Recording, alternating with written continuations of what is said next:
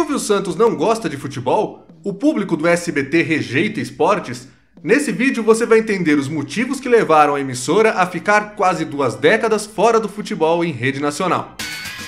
Muito bem, com a transmissão da Libertadores em rede nacional e também com a exibição do Fla-Flu, que foi a final do Campeonato Carioca este ano, o SBT voltou a transmitir futebol para todo o Brasil depois de 17 anos. Até tinha voltado em 2018, mas de forma regional, transmitindo a Copa do Nordeste. A última transmissão nacional de futebol do SBT tinha sido com a Copa Ouro da CONCACAF, com participação da seleção brasileira, no meio de 2003, meses depois de um investimento alto para transmitir o Campeonato Paulista, com uma exclusividade que não foi possível depois de uma briga na justiça com a Globo. Tem vídeo no canal explicando como foi essa treta histórica. Mas não foi essa briga e nem o suposto desinteresse do Silvio Santos com o assunto, afinal de contas, ele incentivou muito o futebol, a Fórmula Indy nos anos 90, e não tem como a gente dizer que é por causa dele que o esporte ficava fora. Foi por causa de algumas frustrações, especialmente uma que aconteceu em 1997, quando o SBT tentou tirar da Globo e da Band o Campeonato Brasileiro. Para entender isso, a gente precisa voltar um pouquinho no tempo e contextualizar que o SBT, depois que o Brasil ganhou o Tetra nos Estados Unidos com transmissão da emissora,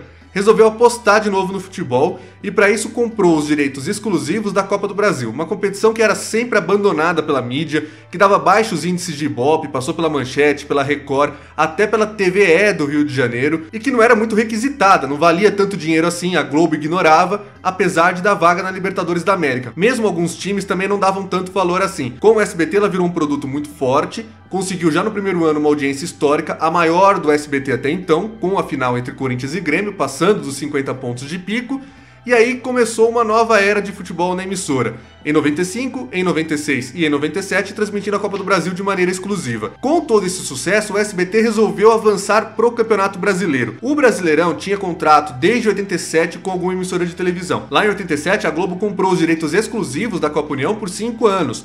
Mas depois de transmitir 3 temporadas do Campeonato Brasileiro, 87, 88 com exclusividade e em 89 dividindo com a Band e com a Manchete, a emissora decidiu que o futebol brasileiro não era tão rentável assim, era bagunçado e abriu mão. Aí a Band assumiu com exclusividade a transmissão da competição, mostrou o Corinthians campeão com exclusividade em 90 e o São Paulo em 91. Vendo o sucesso da emissora do Morumbi, a Globo voltou, fez um consórcio com a Band e passou a transmitir 92, 93, 94 e 95.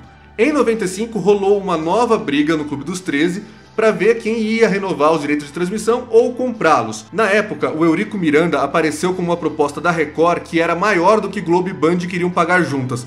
Nunca ficou claro se essa proposta era real da Record ou se era apenas um valor usado pelo dirigente do Vasco para tentar ganhar mais dinheiro da Globo e da Band. A ideia era vender jogos de domingo à noite para que a Globo, com eles, pudesse enfrentar o Silvio Santos na grade de programação. Nessa época o SBT foi pouco comentado, a Record apareceu dessa maneira e o contrato foi renovado, tendo jogos exclusivos para a Globo nos domingos à noite. A Band manteve as suas transmissões normais nos meios de semana e nos sábados. Muito bem, feita essa recapitulação toda, agora chegamos de volta a 1997, quando o SBT decide que é a hora de avançar para o Brasileirão. Em março, no dia 6, sai uma notícia no Jornal do Brasil. A notícia diz que o SBT quer comprar o Brasileiro e coloca até o valor de 60 milhões por ano. Na época, Globo e Band pagavam 12 milhões de reais por temporada. A matéria até destacava: a proposta da emissora paulista representa multiplicar por 5 os 12 milhões que as TVs Globo, Bandeirantes e TVA pagaram no ano passado. Em contrapartida ao alto valor que se propõe a pagar, o SBT quer exclusividade na transmissão, o que excluiria até mesmo as TVs por assinatura. Ou seja, se o SBT tivesse saído vencedor dessa batalha, nem Sport TV, nem ESPN Brasil, ninguém. E aí a gente teria que ver na prática como isso funcionaria, mas uma coisa é certa, o SBT se comprometia a transmitir as partidas às 20 horas e 45 minutos, 1 hora antes do que a Globo costumava fazer. E no dia seguinte, 7 de março de 97, o mesmo Jornal do Brasil trazia a notícia: SBT ganha a Guerra do Brasileiro. Os representantes do Clube dos 13 resolveram aceitar a proposta do SBT para a transmissão dos jogos do Campeonato Brasileiro de 97. A oferta da emissora é de 45,6 milhões no primeiro ano, 48,2 no segundo e 49 milhões no terceiro, além de vantagens como participação nos sorteios do Tele 0900 e lucros do pay-per-view, o que elevaria o total a cerca de 60 milhões de reais por ano. Ou seja, por aí a gente já aprendia que se a proposta do SBT tirava a TV por assinatura é porque a emissora queria sim operar o pay-per-view dela. Mas tinha um alerta aí na notícia do Jornal do Brasil. O fato de ter feito a melhor proposta, porém, não significa que o SBT seja vencedor. Pelo contrato encerrado no ano passado, o Globo e Bandeirantes têm o direito de preferência para um novo acordo, ou seja, se igualarem os valores e condições da proposta vencedora, continuarão detentoras dos direitos de transmissão da competição. O Globo e Bandeirantes serão notificadas da decisão do Clube dos 13 na próxima semana e terão 48 horas para dar sua resposta. Mas, no mesmo dia, o jornal O Globo, que é do Grupo Globo, tinha uma outra informação, que era: Globo, Globosat e Band transmitem Brasileiro. Não haverá mudanças na transmissão de TV do Campeonato Brasileiro. As redes Globo, Bandeirantes e a Globosat vão exercer seu direito de preferência e cobrirão qualquer proposta de concorrentes. Ontem, o Clube dos 13, entidade que representa os grandes clubes brasileiros, se reuniu em São Paulo e apreciou as diversas propostas apresentadas pelas emissoras de televisão e deliberou notificar as 3 emissoras para que exerçam seu direito de preferência visando a aquisição dos direitos de transmissão por TV aberta, por assinatura e via pay-per-view pelos próximos 3 anos. E trazia uma declaração do Eurico Miranda. A Globo, a Globosat e a Bandeirantes têm o direito de preferência e podem, desta forma, igualar propostas e continuar transmitindo os jogos do Campeonato Brasileiro. E aí a matéria do jornal O Globo ainda detalhava um pouco como seria essa proposta. Além de uma quantia fixa pelos direitos de transmissão, cerca de 42 milhões de dólares por ano, os clubes receberão participação em diversas promoções de merchandising e marketing a serem desenvolvidas em conjunto com as emissoras, tais como concursos interativos via Tele 0900. Tais promoções deverão gerar recursos adicionais para os clubes em torno de 30 milhões de dólares por ano. Mas nesse caminho, o Clube dos 13 não encerrou a negociação e decidiu que queria criar uma TV do futebol. Um canal que transmitisse os jogos em pay-per-view que fosse realmente a emissora dos clubes. Ia demorar muito para ser um canal com programação, mas é muito parecido com o que seria o Premiere um dia. E apesar dessa briga toda, dessa concorrência, o jornal Folha de São Paulo destacava em 24 de março que ainda assim o futebol brasileiro estava valendo 5 vezes menos que os campeonatos da Europa conseguiam em direito de transmissão. E quase um mês depois, o mesmo jornal O Globo foi o porta-voz da decisão do Clube dos 13. A matéria era: Globo e Band mostram o brasileiro. As redes Globo e Bandeirantes fizeram prevalecer seus direitos de preferência contratuais e vão continuar a transmitir os jogos do Campeonato Brasileiro por mais 3 anos. A Globosat entrou no acordo e transmitirá com emissora de TV a cabo. A decisão aconteceu ontem à tarde, quando os representantes do Clube dos 13 se reuniram no Hotel Pan-Americano em São Paulo e optaram pela proposta das 2 redes, que igualaram a quantia oferecida pelo SBT. Segundo o presidente do Clube dos 13, Fábio Koff, este foi o melhor acordo de todos os tempos feito pela entidade. Mas olha como são as coisas. Tem um parágrafo nessa matéria que merece a nossa atenção. Vamos ler juntos. De acordo com o contrato, que deverá ser assinado sexta-feira, a Globo e a Bandeirantes transmitirão jogos às quartas-feiras às 21h15 e aos sábados às 16. As TVs abertas não transmitirão mais as partidas para as praças em que os jogos serão disputados. Aos domingos, somente as TVs fechadas poderão entrar ao vivo nas transmissões. Nos jogos semifinais e finais, haverá o cruzamento e a partida para a praça será que não estiver acontecendo no local. 21h15. Sério? Você não lembra de futebol na Globo nesse horário? É porque simplesmente não aconteceu. Nem os jogos de sábado às 4, que em 97 até foram exibidos pela Band.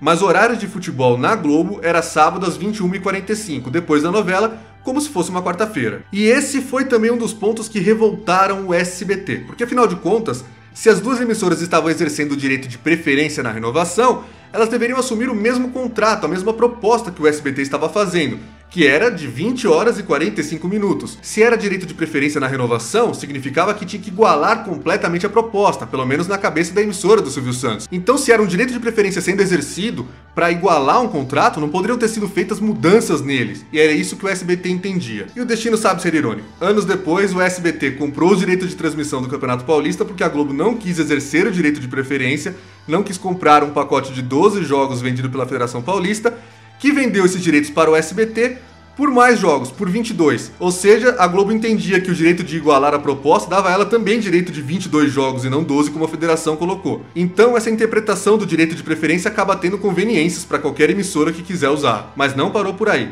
No dia 7 de abril de 97, o Meio e Mensagem informava que o SBT entraria na justiça para tentar ficar com os direitos de transmissão, porque entendia que fez a melhor proposta e que ela deveria ser considerada vencedora. Segundo a matéria, o SBT alegava ter direito à exibição dos jogos por dispor de um pré-contrato firmado em 21 de março pelo próprio Clube dos 13. O superintendente comercial do SBT, Walter Zagari, garantia que a emissora iria até as últimas consequências da batalha judicial a ser travada com Globo, Bandeirantes, Globosat e Clube dos 13, e para isso exigia acesso ao contrato discutido na reunião do Clube dos 13, realizada na semana anterior. O SBT alegava inclusive que era uma vontade do Clube dos 13, quando negociava com a emissora de Silvio Santos, que os jogos não começassem depois das 21 horas.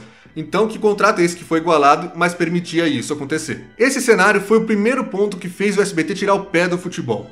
Para piorar a situação, em 98 a emissora perdeu a exclusividade do torneio Rio-São Paulo e da Copa do Brasil, que passava a ser transmitida também pela Globo. E quando a Globo exibe o mesmo campeonato com os mesmos jogos, não tem jeito, a audiência cai. E esse foi um dos motivos alegados pelo SBT para demitir quase toda a equipe no final de 98 e ficar só com os direitos da Copa Mercosul. Só que naquele segundo semestre o SBT tinha acabado de fazer a contratação do Ratinho, que dava muita audiência na Record, e que enfrentaria a Globo com bons números no Ibope e no SBT. Resultado, com horário eleitoral e Ratinho, a grade foi ficando cada vez mais curta e os jogos da Copa Mercosul tiveram que ser transmitidos algumas vezes apenas no segundo tempo.